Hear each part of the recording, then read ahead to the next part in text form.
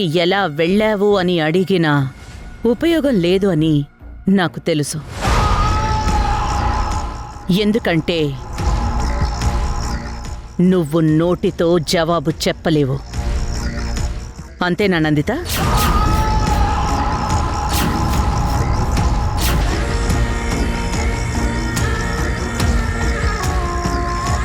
కానీ నువ్వు కుప్పిగంతులు వేసే ముందు ఎవరి ముందు వేస్తున్నావో గుర్తు చేయడం నా బాధ్యత.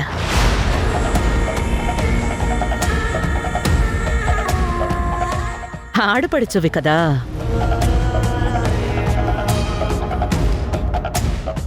దీని వెనక ఎవరున్నారో ఇప్పుడు కనిపెట్టలేకపోవచ్చు. కానీ నీ పాత రహస్యాల గురించి పూర్తిగా తెలిసిన వాళ్ళు మాత్రం చెప్పగలరు. ఒక్కటి గుర్తుపెట్టుకో నందిత, నాకు తెలియకుండా నాకు ఎదురు తిరిగే ప్లాన్ ఏదైనా చేస్తే ఇక్కడితో ఆపేయొచ్చు.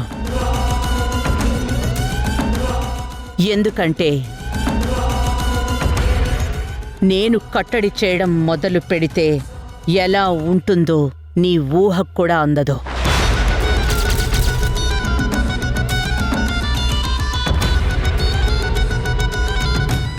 ఏదీ నా దగ్గర దాచకుండా ఉంటే ఈ మల్లిక తోడు నీకెప్పుడూ ఉంటుంది.